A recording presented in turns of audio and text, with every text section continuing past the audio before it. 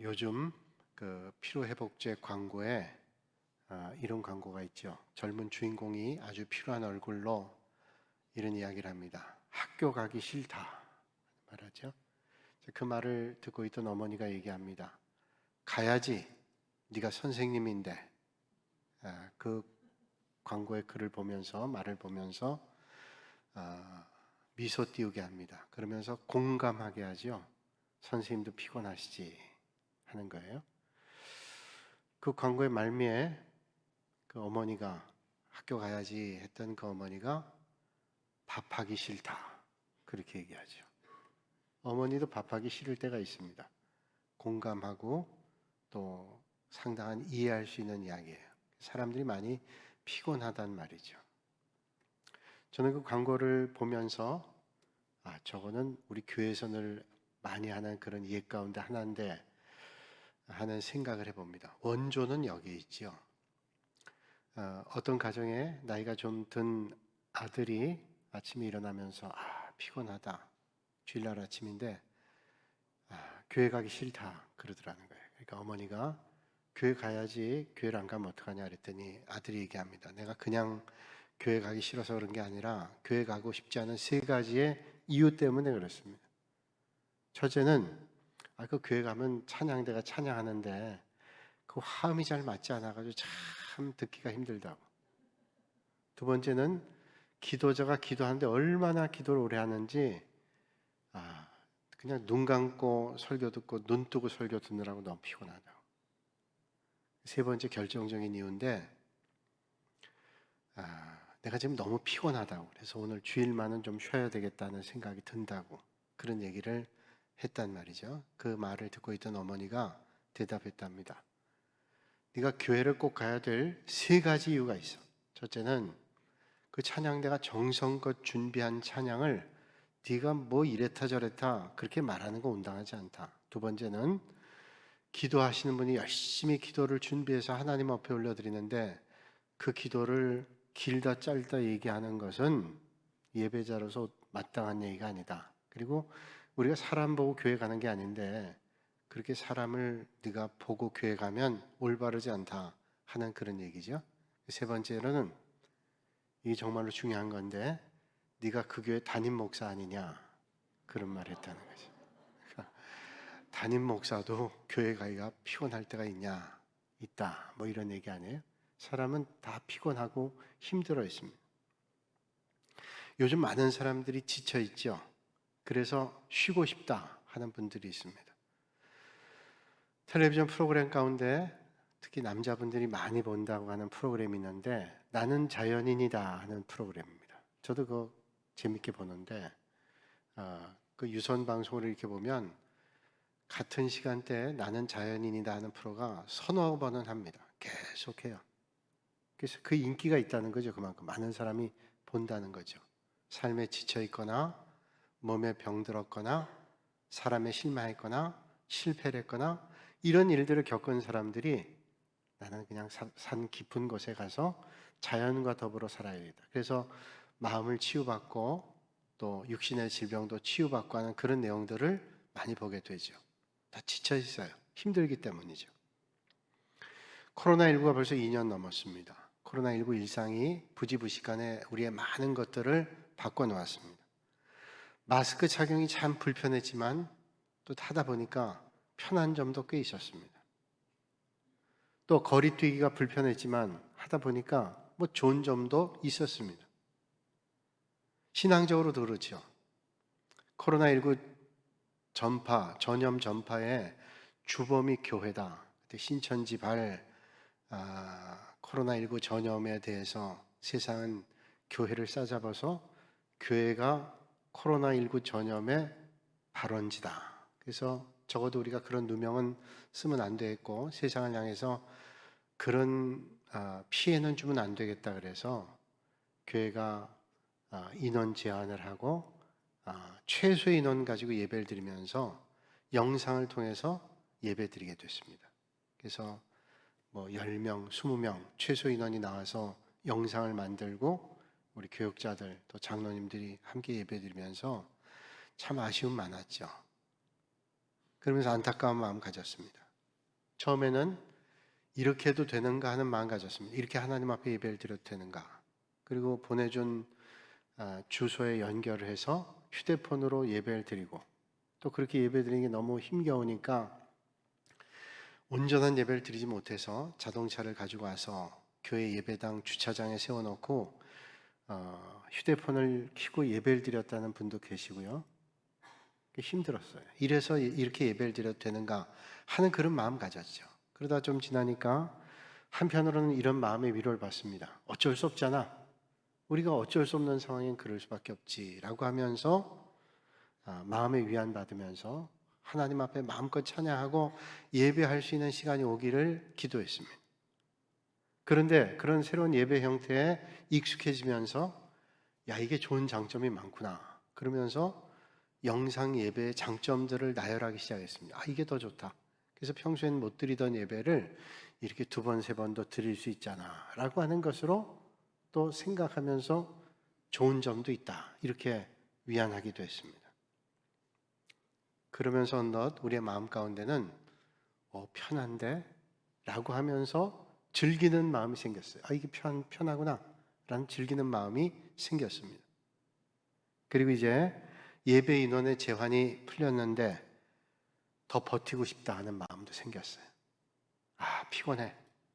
이렇게 예배 드리니까 너무 좋은데 왜 교회 가서 사람들 간에 부딪힘이 있고 또 그런 불편한 만남들을 가지고 이런 일들을 해야 되나라는 생각을 가진 사람들도 생겼습니다.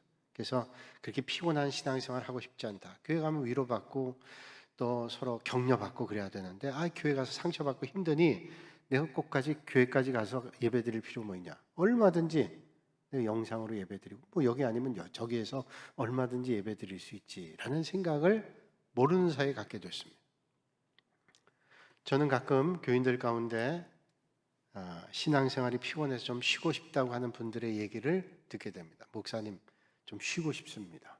쉬고 싶다. 그분들은 교회를 나온 지 얼마 안 된 분들이 아닙니다. 교회 얼마 안 돼서 믿음의 뿌리를 못 내려서 쉬고 싶다는 분들이 아니라 교회 생활을, 신앙생활을 꽤 한 사람들이에요. 또 믿음의 연조도 있습니다. 또 나름대로 열심히 섬겼던 그런 사람들인데 쉬고 싶다라는 말을 해요. 그렇다면 왜 쉬고 싶을까요? 열심히 신앙생활을 했지만 신앙생활 해온 열매가 별로 보이지 않아요. 힘들기만 하고 괴롭기만 하지 별로 믿음생활 열심히 해서 얻은 게 없다라는 생각이 들어오기 때문이죠. 그래서 사람과의 관계가 피로감이 참 크다라는 생각을 갖고 이제 좀 쉬고 싶다는 거예요. 그렇다면 어떻게 해야 될까요? 어떻게 해야 우리가 믿음생활 잘할 수 있을까요? 오늘 성경 본문 말씀의 배경이 그런 사람들을 향해서 주고 있는 말씀입니다. 오늘 이 말씀이 쓰여진 배경은 초대교회 당시죠. 그 당시에 유대인들이 특별히 디아스포라 유대인이라고 그러죠. 아수르가 공격했을 당시에 흩어졌던 몇 번의 그런 디아스포라 유대인들이 생겨나게 됐는데 디아스포라 유대인들이 소아시아 그리고 그 인근 지역으로 흩어져서 살았는데 그리스도인들의 복음을 전달받고 예수님을 영접했습니다. 그래서 유대인인데 그리스도인 됐어요. 그걸 유대 그리스도인이라고 그러죠. 유대인 그리스도인들이 생겼습니다. 그런데 이 유대 그리스도인들이 본토 유대인들, 정통 유대파 유대인들에게 핍박을 받았습니다. 저 배교자들, 유대인인데 예수님을 믿는다고 하는 것에 대한 핍박을 하고 조롱을 하고 비난을 하고 심지어는 매질을 하고 많은 고초를 줬습니다. 그런 상황 가운데 주신 말씀이에요. 그런 어려움이 있었지만 처음엔 그래도 신앙이 뜨거웠기 때문에 아무리 핍박이 와도 견딜만 했습니다. 어려움이 오면 그 어려움을 이길만 했습니다. 왜냐하면 조금만 참으면 하나님의 나라가 이루어질 거다라는 희망을 가지고 믿음의 길 걸었어요. 그런데 시간이 가도 그런 일들이 이루어지지 않고 핍박은 극심해졌습니다. 갈등이 일어난 거예요. 과연 내가 이런 예수 그리스도를 계속 믿어야 될 것인가라고 하는 갈등이 생겼어요. 믿음의 혼란이 왔습니다. 그러자 신앙생활이 점점 힘겨워지고 어려워졌습니다. 그리고 점점 믿음으로부터 흔들리고 떠나려고 하는 사람들이 생겨나고 떠나게 됐습니다. 믿음이 흔들리기 시작하고 세상에 여러 가지 죄와 유혹들이 들어오기 시작했어요. 바로 이런 배경이 오늘 말씀입니다. 중국의 주나라의 선왕은 투개를 아주 좋아했어요. 닭싸움을 좋아하는 왕이었는데 몇 마리 닭을 키우고 있었습니다. 싸움닭이죠. 근데 자기가 키우는 싸움닭이 세계 최고의 싸움닭이 돼야 되겠다는 생각 가지고 그 당시에 투개 최고의 조련사였던 기성자라고 하는 사람을 불렀습니다. 그리고 자기 닭을 맡기면서 내 닭을 세계 최고의 투개로 싸움닭으로 만들어 달라고 얘기하죠. 기성자가 그 명령을 붙잡고 이제 훈련을 시키는 겁니다. 한 열흘쯤 됐는데 왕이 부릅니다. 어떻게 내 닭이 훈련 잘 돼서 이제 잘 됐는가 했더니 말하기를 임금님 아직 좀 멀었습니다. 기다리셔야 되겠어요. 그 닭이 아주 싸움도 잘하고 용맹하긴 한데 이 절제를 잘 못합니다. 그래서 조금 더 훈련해야 되겠어요. 한 열흘쯤 더 있었어요. 왕이 또 호출했습니다. 내 닭이 좀 이제 됐냐 그랬더니 그 왕이 조금 이게 조절은 할 수 있지만 닭이 다가오면 참질 못하고 먼저 공격합니다. 아직도 조절하려면 열흘쯤 더 있어야 돼요. 열흘 더 기다렸어요. 열흘 뒤에 또 불렀더니 똑같은 얘기를 합니다. 아직도 이 닭이 싸우는 것만 좋아하지 뭐 도대체 조절할 줄 모릅니다. 조금만 더 죄송하지만 임금님 기다려 주십시오. 40일 됐어요. 왕이 기성자를 불렀더니 이젠 됐냐 그랬더니 기성자가 얘기합니다. 예, 이제 이 닭이 됐습니다. 이 닭이 다른 닭이 와서 위협을 하고 공격해도 평정심을 잃지 않아요. 그래서 그저 싸우자고만 하지 않고 잘 조절할 줄 압니다. 그러니까 전략과 전술을 잘 구사할 줄 아는 그런 닭이 됐다. 이제 됐습니다. 라고 얘기했다는 거예요. 그렇죠. 마치 나무 닭처럼 아무리 공격해도 가만히 있는 거예요. 그렇다고 가만히 있는 게 아니라 공격해야 될 땐 공격할 줄 알죠. 최고의 닭, 목개와 같은 거죠. 목개, 나무개. 꼼짝하지 않지만 공격력이 있는 그런 닭이에요. 저희 아파트 단지에 이렇게 주택이 주변에 있는데 가끔 강아지를 데리고 산책하면 개들이 다 짖습니다. 개가 왔다고 놀자 그러는 거죠. 근데 어느 집 지나가면 개가 한 마리 있는데 꼼짝을 안 하고 있어요. 저희 집 개가 하다가 가만 쳐다봅니다. 저도 가만 쳐다봐요. 개가 큰데 101마리의 개 얼룩무늬 개. 그게 하다가 딱 있는데 꼼짝을 안 하고 있어요. 저희 집 개도 꼼짝을 안 하고 쳐다봅니다. 한참을 쳐다보더니 그냥 가더라고요. 왜? 그 개는 가짜 개. 가짜 개를 딱 만들어 놓고 있는데 꼼짝을 안 해요. 그게 짖질 않아요. 꼼짝을 안 하고 있다. 이거 만만하지 않은 거예요. 평정심을 잃어버리면 싸움에 져요. 영적인 싸움의 승리의 비결이 뭘까요? 하나님의 말씀에 굳게 서서 흔들리지 않은 거예요. 여기 흔들리고 저기 흔들리면 영적 싸움에 승리할 수 없습니다. 꼼짝을 안 하는 거예요. 그리고 하나님의 말씀에 깊이 뿌리를 내리고 흔들림이 없이 하나님의 인도함을 받을 때 영적 싸움에 승리할 수 있어요. 믿음에 흔들리면 안 됩니다. 믿음에 흔들리기 시작하니까 유대인 그리스도인들이 배교하는 사람이 생겨나고 예배드린 자리를 떠나게 되고 하나님을 바라보던 말씀을 잊어버리게 되고 점점 세상으로 나갑니다. 이렇게 기다리고 믿음 생활 해봐야 우리의 삶이 무슨 유익이 있냐라는 고민을 하기 시작했습니다. 그리고 예배드리는 게 힘겨운 부담이 됐고 고통과 괴로움이 더 이상 견딜 수 없는 그런 자리가 됐습니다. 오늘 본문 말씀은 그러니까 초대교회 교인들에게 주시는 말씀뿐만이 아니라 힘겨운 그리고 피곤한 이 세상을 살아가고 있는 믿음의 성도들을 향해서 주고 계신 말씀입니다. 그렇다면 이럴 때 우리는 어떻게 해야 될까요? 참 피곤하고 힘들 때 우리는 어떤 삶을 살아야 될까요? 믿음 생활하다가 이제 좀 쉬고 싶다고 하는 마음이 생길 때, 이제 그만 다 모든 걸 놓고 싶다는 마음이 생길 때 우리는 어떻게 해야 될까요? 그때 우리는 우리의 믿음을 한번 돌아봐야 돼요. 내 믿음의 뿌리가 어디에 뿌리 잡고 있는가?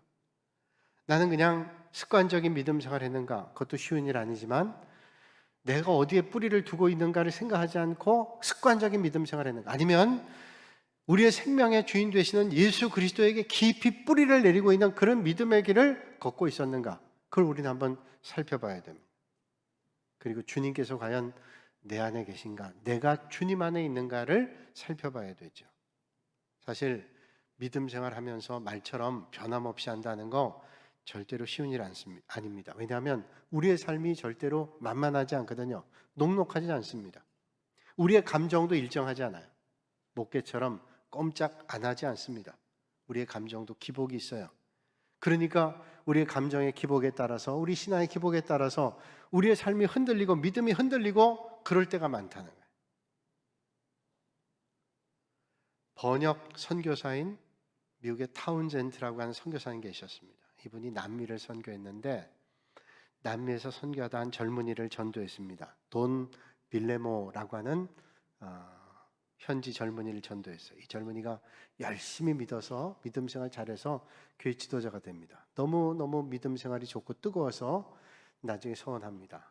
선교사님, 하나님께서 저를 전도자로 부르십니다. 저는 그 부르심에 응답을 해서 저도 전도자가 되겠습니다. 그래서 타운젠트 선교사님을 도와서 돈 빌레모가 아주 좋은 전도자가 됐습니다. 몇 년을 했을까요? 열심히 하던 돈 빌레모에게 시험이 왔습니다. 많은 사람들이 비난하고 욕하고 조롱하고 때리기도 하고 고난을 줍니다. 돈 빌레모가 여러 해 동안 참곤 했지만 이젠 더 이상 지치고 힘들어서 견딜 수 없다는 생각 가졌어요. 그리고 선교사님께 가서 얘기합니다. 선교사님, 이젠 제가 더 이상 전도자가 못하겠습니다. 그리고 사표를 냈습니다. 선교사님, 전 이제 전도자의 삶은 끝입니다. 사표입니다. 그러자 타운젠트가 물었습니다. 왜 전도를 그만하려고 합니까? 제가 너무 힘듭니다. 지금 지쳤습니다. 내가 이 상태를 가지고는 도저히 전도할 수 없어요. 사람들이 날 조롱하죠. 날 비난하죠. 핍박하죠. 내가 그 사람들보다 못한 게 뭐 있습니까? 내가 뭘 잘못했습니까? 이거 한다고 내가 무슨 유익이 있습니까? 쏟아부는 거예요. 타운젠트가 얘기하는 거예요. 그러면 빌레모 자네가 좀 하나님께서 날 부르십니다 라고 얘기할 때 그때 하나님께서 당신을 부르셨다고 얘기하지 않았어요. 그런데 하나님께서 부르셨다 그러는데 그 사표를 내게 낸다 그러면 난 받을 수가 없어요. 왜냐하면 하나님께 사표를 냈는데 하나님께 명령받고 소명받았는데 내가 어떻게 당신의 사표를 받을 수 있냐고. 그 사표는 하나님께 내야지. 하나님께 내라는 거예요. 그 말 듣고 빌레모가 고민하는 거예요. 그래서 타운젠트가 물었습니다. 만약에 자네가 사표를 하나님께 내면 뭐라 그러겠나? 빌레모가 얘기하죠. 기어 들어가는 목소리로 아마 하나님께서 안 받으실 거예요. 그렇지. 하나님께서 안 받으신다라고 하는 건 뭐야? 하나님께서 안 받으신다는 거는 아직도 자네를 전도자로 쓰시겠다고 하는 거예요.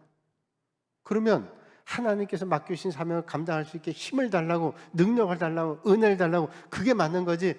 내가 이거 힘드니까 그만두겠다. 그게 맞는 말이냐고 호통을 칩니다. 그러자가 깨닫고 다시 전도자의 길을 갔죠. 그래서 마지막까지 타운젠트 선교사님과 끝까지 돈 빌레모가 함께 사역했다는 얘기가 있어요. 여러분, 믿음 생활 하다 보면 영적 침체에 빠질 때도 있습니다. 어떤 때는 믿음 생활에 회의를 느낄 때도 있어요. 그러나 문제는 그런 환경이 아니라 내가 어떤 상황에도 온전히 하나님 앞에 뿌리 내리고 주님과 함께 있는 것, 이게 중요한 거예요.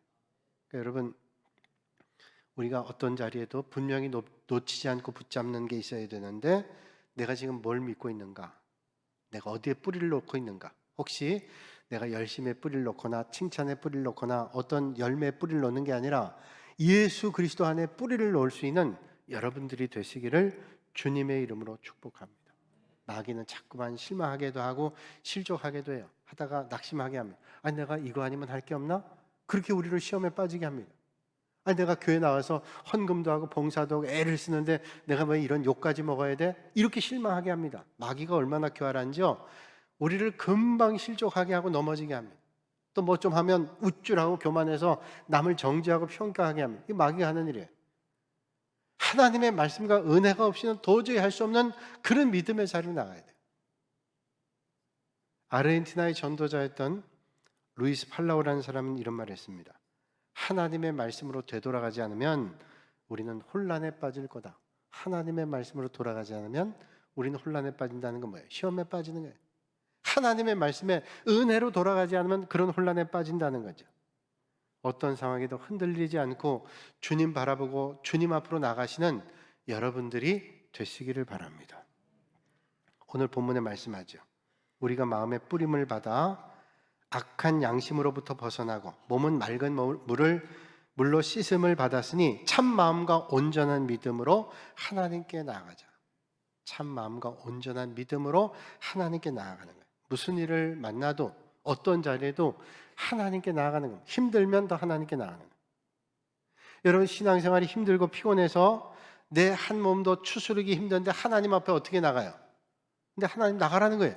그러면서 오늘 하나님께 나아갈 뿐만 아니라 뭐라고 말씀하시는가 하면 23절과 24절에 말씀합니다. 또 약속하신 이는 믿으시니 믿을만해요. 약속해 주신 분이 우리가 믿는 도리의 소망을 움직이지 말며 굳게 잡고 서로 돌아보아 사랑과 선행을 격려하며 말씀해요.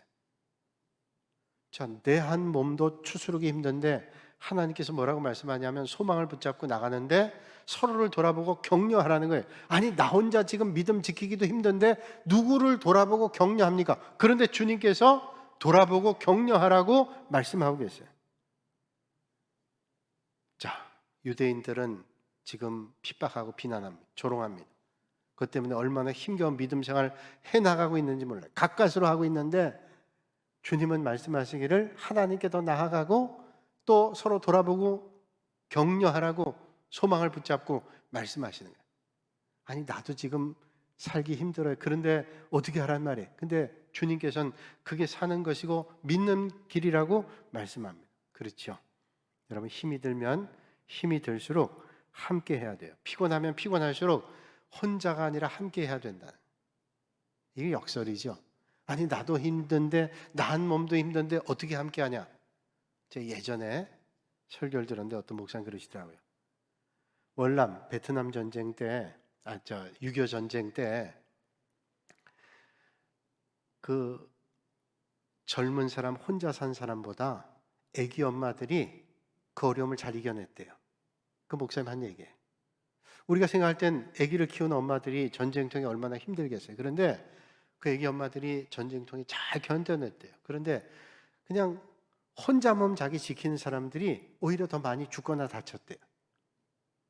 그게 왜 그런가 했더니 아기 엄마들은 아기를 돌봐야 되기 때문에 아주 비상한 각오로 정말로 힘을 내서 이 아이 때문에도 내가 살아야 된다. 그래서 아이를 돌봤대요. 제가 통계는 안 내봤고 조사는 안 해봤지만 심정적으로는 충분히 이해가요. 내가 혼자 할 때보다 놀 수가 없는 거예요. 내 생명을 놓을 수가 없다. 내가 죽으면 다 죽으니까 힘을 내서 살자. 공감이 돼요. 여러분 내가 혼자도 힘든데 어떻게 함께해요? 그런데 역설이에요. 혼자가 아니라 함께 그때 더 힘이 세는 거죠. 스펄전 목사님에게 어떤 교인이 지치고 힘들어서 찾아왔다 그러죠. 목사님 이제는 저 신앙생활 너무 힘들어서 어렵겠습니다. 그저 내가 예수 믿고 살아가겠지만 이제 교회 가서 믿음 생활하는 건 이제 그만 졸업하고 싶습니다. 스펄전 목사님께 얘기했다 그러죠. 스펄전 목사님이 다 들으시고 아무 말씀 안 하시대요. 그러면서 자기 집에 벽난로가 있는데 벽난로에 있는 장작 가운데 몇 개를 꺼내서 띄워놓더랍니다. 좀 지나니까 벽난로에 있던 장작은 활활 타고 있는데 거기서 꺼낸 장작 몇 개는 다 불이 꺼져 버렸어요. 뭐 더 얘기할 거 없어요. 함께 믿음 생활할 때는 활활 타오를 수 있는데 난 지치고 힘들고 인간관계에 치이고 너무 피곤해서 난 혼자 그저 하나님만 바라보고 살 거야 라고 했던 믿음이 이렇게 시들 수 있다는 거 아니에요? 여러분 아무리 힘들어도 함께 믿음의 길 당당하게 걸으실 수 있는 여러분들이 되시기를 주님의 이름으로 축복합니다. 주님 말씀하죠. 주님께서 전도서 4장 9절 이하에 이렇게 말씀합니다. 두 사람이 한 사람보다 나음은 그들이 수고함으로 좋은 상을 얻을 것입니다. 혹시 그들이 넘어지면 하나가 그 동물을 붙들어 일으키려니와 홀로 있어 넘어지고 붙들어 일으킬 자가 없는 자에게는 화가 있으리라. 한 사람이면 패하겠거니와 두 사람이면 맞설 수 있나니 세 겹줄은 쉽게 끊어지지 아니하느니라 라고 말씀하고 있어요. 혼자보다 둘, 셋이 낫다는 거예요. 그리고 누군가 쓰러지면 일으켜줄 사람이 있다면 그 사람 복된 거예요. 그 없다면 너무 불행한 거예요. 여러분, 혼자 살아갈 수 없어요. 아무리 힘들어도 믿음의 동역자들과 함께 믿음의 길 가실 수 있길 바랍니다. 주변 돌아보고 영적으로 힘겨운 사람, 삶의 자리가 힘겨운 사람이 있다면 여러분 손을 내밀어 주세요. 그러면 그도 살고 우리도 사는 게 하나님의 법이죠. 유대 그리스도인들은 피곤하고 지치고 박해가 심해지자 모이기가 힘들고 그렇게 되니까 한 번, 두 번 모이는 걸 뺐어요. 야, 이거 너무 힘드니까 한 번, 두 번 빠지자. 다음엔 모이자. 그런데 그 한 번, 두 번이 세 번, 네 번 되고 모임이 점점 무너졌습니다. 그러다 보니까 이게 습관되고 익숙해졌어요. 우리가 마음속에 주님을 믿는데 그리고 핍박을 얼마든지 피할 수 있어요. 습관되고 익숙해졌어요. 코로나랑 마찬가지. 처음에는 부득이해서 모일 수 없었어요. 이건 어쩔 수 없는 상황이잖아. 그러다 보니까 이게 습관됐어요. 그러다 보니까 익숙해졌습니다. 이것도 된다. 그렇게 생각했어요. 그런데 여러분 어떻게 됐어요? 믿음이 흔들렸어요. 하나님 앞에 나와 예배드린 시간이 사라지니까 믿음이 흔들리기 시작했습니다. 여러분, 모이는 게 중요합니다. 만나는 게 얼마나 중요한지 몰라요. 여러분, 더욱더 하나님 만남을 사모하실 수 있는 여러분들이 되시기를 바랍니다. 제가 언젠가 그런 말씀 드렸어요. 연인이 아주 사랑하는 사람이 있어요. 둘이 사랑했는데 무슨 일 때문에 다른 도시에 멀리 떨어져 있습니다. 자주 만날 수 없어요. 그래서 편지를 주고받으면서 사랑을 확인했습니다. 사랑의 편지들을 보냈어요. 1000번 이상의 편지를 주고받았습니다. 그리고 1000번 이상의 편지를 주고받은 다음에 드디어 결혼하게 됐습니다. 누구랑요? 집배원이랑. 집배원이 늘 편지를 주고받았는데 집배원 만나다가 집배원이랑 결혼해요. 이게 진짜는 아니겠죠. 그럼 너무 마음 아프겠죠. 그런데 그게 이해가 돼요. 여러분, 안 만나도 나는 변하지 않는다? 글쎄, 나는 안 만나도 나는 충분히 사랑할 수 있어. 안 모여도 내 신앙은 변함이 없어. 내 마음속에 주님 계시기 때문에 나는 안 모여도 절대로 믿음이 든든해. 하나님 앞에 예배드리지 않아도 나는 하나님 믿어. 그럴까요? 오늘 주님 말씀하죠. 세 번역으로 있습니다. 어떤 사람들의 습관처럼 우리는 모이기를 그만하지 말고 서로 격려하여 그날이 가까워오는 것을 볼수록 더욱 힘써 모십시다. 세상 사람처럼 누군가처럼 그러지 말고 우린 더 힘을 내서 모입시다 라고 하는 거죠. 생각해보면 지치고 힘들어서 쉬고 싶다는 말씀 충분히 이해갑니다. 예수님 만나는 건 좋은데 사람들과의 관계가 너무 치이고 힘들어서 내가 좀 쉬고 싶다는 말도 알겠습니다. 누구라도 그런 마음 들 때 있죠. 어떤 때는 여럿이 있을 때보다 내가 혼자 고독하게 자기를 돌아보는 것도 필요할 때가 있습니다. 그런데 그 길어지면 안 돼요. 하나님은 혼자 사는 게 좋지 않다고 말씀했죠. 그래서 아담에게 하와를 줬잖아요. 만약에 하와에게 아담이 같이 있었더라면 뱀의 유혹을 이겼을지도 모르겠어요. 여러분, 뱀이 하와가 혼자 있을 때 슬그머니 와서 하와를 흔들잖아요. 그 믿음은 흔들죠. 아담에게 선악과를 따먹지 말라 그랬는데 하와는 아담에게 그 말을 들었어요. 선악과 따먹으면 안 된다고. 동산에 있는 모든 건 먹어도 되는데 선악과는 먹지 말라 그랬잖아요. 근데 하와는 아담에게 전해 들었기 때문에 그 말씀의 중요성을 조금 덜 생각한 것 같아요. 그러니까 뱀이 와서 저 선악과 먹으려니까 보암직도 먹음직도 그래서 홀랑 먹어버렸어요. 만약 그때 아담이 있었더라면 말렸을 거예요. 그러면 안 된다고. 아담이 없으니까 하와가 그런 시험에 빠졌어요. 여러분, 지치고 피곤해도 영적 믿음의 자리를 놓치지 말고 숨지 말고 하나님 앞에 예배드린 자리, 은혜의 자리, 베델로 날마다 나가실 수 있기를 주님의 이름으로 축복합니다. 하나님께서 우리에게 은혜 베풀어 주실 거예요. 원래 하나님 앞에 예배드린다는 말의 그리스어 헬라어는 레이투르기아라는 말입니다. 레이투르기아라는 말은 이 말에서 라틴어 리투지아라는 말이 나왔어요. 리투지아. 라틴어로.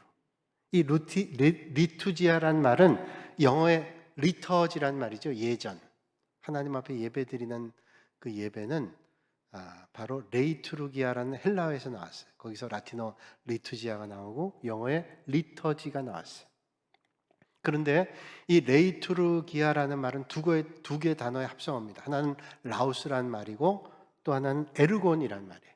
라우스란 말은 여기서 헬라형 형용사형으로 써 있는데 레이톤이란 말입니다. 이 말은 백성, 국민을 얘기해요. 라우스란 말은. 그리고 에그론이란 말은 무슨 말인가 하면 일, 섬김, 봉사를 얘기해요. 그러니까 모든 백성들이 함께 모여서 하는 일이에요. 함께 하는 섬김이에요. 이게 바로 예배라는 거죠. 레이투르기아. 하나님 앞에 예배드리는 건 모든 백성들이 하나님 앞에 섬기는 거예요. 올려드리는 겁니다. 이게 바로 예배예요. 그러니까 함께라는 게 참 중요한 일이죠. 초대교회 성도들은 매주일 하나님 앞에 예배드렸습니다. 예수님께서 십자가에 달려 돌아가신 안식 후 첫날, 이 날을 주일로 지키기 시작했어요. 그래서 초대교회 공동체가 이제 주일을 안식일로 지켰어요. 예수님께서 십자가에 달려 돌아가셨다 부활한 날이기 때문에 그날을 안식일로 지켰습니다. 그때 안식일로 지키는데 그 당시에는 로마의 압제하에 있었기 때문에 예수 믿는 사람들이 로마의 황제를 숭배하지 않고 하나님께 예배드리는 걸 핍박받았어요. 그래서 예배드리다가 붙잡히면 사자굴에 던져지거나 불에 태워 죽임당하거나 단두대 이슬로 사라지거나 이런 고통을 받았어요. 그래서 붙잡히지 않기 위해서 무덤 속에 카타콤에 들어가기도 하고 터키에 있는 데린구유 같은 지하 도시를 봐서 거기 들어가기도 하고 힘겹고 공기 안 좋고 힘든 자리에서 숨어서 하나님 앞에 예배드렸어요. 시체가 썩는 냄새 나도 거기서 예배드렸어요. 왜? 죽으니까요. 그러면 이런 생각이 들잖아요. 왜 우리가 이렇게 힘들게 예배드릴까? 그저 우리가 각자 자기의 삶의 자리에서 마음속에 주님을 기억하면서 예배드려도 주님은 거기서 예배 받으시죠. 그런데 왜 그렇게 붙잡히면 죽음 당하는데도 함께 모여서 무덤 속에 들어가고 지하 도시에 들어가서 하나님 앞에 예배드렸을까요? 레이투르기아는 함께 모여서 하나님 앞에 예배드리는 공동체이기 때문에 그 믿음을 하나님께서 받으시기 때문에 그런 예배를 드렸다. 여러분, 오늘 문제가 뭘까요? 모이질 않는다는 거예요. 하나님 앞에 함께 모여 예배드리는 의미는 알지만 실천을 하지 않아요. 기독교 신앙 가지고 있다고 하면서도 교회 성실하게 출석하지 않은 부모를 보면서 아이들이 자랍니다. 시험 기간 되면 아이들이 교회 가서 예배드린 것보다 은근히 도서관이나 학원에 가서 공부하기를 바라는 부모라면, 그런 이중적인 모습을 본다면, 또 날씨가 좋으면 화창한 날씨에 이번 주일만 좀 빠지고 내가 들에 가서 예배 드려야지, 산에 가서 내가 예배 드릴까, 얼마든지 어디든지 계시니까 예배 드릴까요. 그리고 가는 부모의 모습을 보면서 그 자녀들이 하나님 앞에 예배 드리는 게 정말로 소중한 것이고 하나님께서 우리 인생의 주인이고 그 주님을 따르는 삶이 복된 것이라는 것을 우리는 배우게 될까요? 예배가 정말로 소중하고 신앙이 삶에서 무엇보다도 중요하다는 것을 우리는 배우게 될까요? 하나님 믿으면 정말로 복되다고 믿으면서 살아갈 수 있을까요? 그런 모습을 보면서 자란 자녀가 나중에 정말로 어려운 일을 만나고 힘겨운 일을 만날 때 과연 누굴 찾을까요? 정말로 소중하게 여겼던 하나님이라고 찾을까요? 부모가 믿음을 정말로 가치 있게 여기고 어떤 어려움에도 하나님을 찾는 믿음을 보게 되면 자녀는 틀림없이 힘겨운 시간을 걸어갈 때 전능하신 하나님을 찾게 될 것입니다. 여러분, 가장 복이 뭐예요? 하나님과 함께 하는 거죠. 하나님 찾는 게 복이라고 우리 말하잖아요. 그렇다면 가장 복된 하나님과 함께 하는 것을 놓친다면 어떻게 되겠습니까? 오늘 이 시대에 정말로 필요한 것은 하나님께 나가는 겁니다. 소망을 붙잡고 서로 돌아보고 격려하면서 힘써 모이는 것입니다. 부디 더욱 그리하시는 여러분들이 되시기를 주님의 이름으로 축복합니다. 거룩하신 아버지 하나님, 정말로 힘겹고 어려운 시간들을 보냈습니다. 그러나 이제 하나님 앞에 예배드리고 또 하나님 찬양하는 시간이 됐습니다. 그러나 어느덧 우리의 믿음이 흔들리고 그런 가운데 우리의 믿음이 어디 갔는지 찾아보기 어려운 상황이 될 때도 있었습니다. 그러나 아버지 하나님, 이때 더욱 모이기를 힘쓰고 하나님 앞에 나와 예배를 힘껏 드리는 믿음의 성도들이 되게 하여 주시옵소서. 정말로 복 중에 복은 하나님과 함께 하는 것임을 다시 한번 깨닫게 하시고 주님 앞으로 믿음의 자리로, 은혜의 자리로 날마다 나가는 믿음의 성도들이 되게 하여 주시옵소서. 오늘도 이 시간 육신의 질병으로, 삶의 곤고함으로, 간절함으로 주님 앞에 나온 심령들마다 은혜를 더해 주시고 주님 말씀 붙잡고 이 세상에 나가 살아가면서 그 공고했던 문제들이 다 해결되고 응답되는 역사가 있게 하여 주시옵소서. 예수님의 이름으로 기도하옵나이다. 아멘.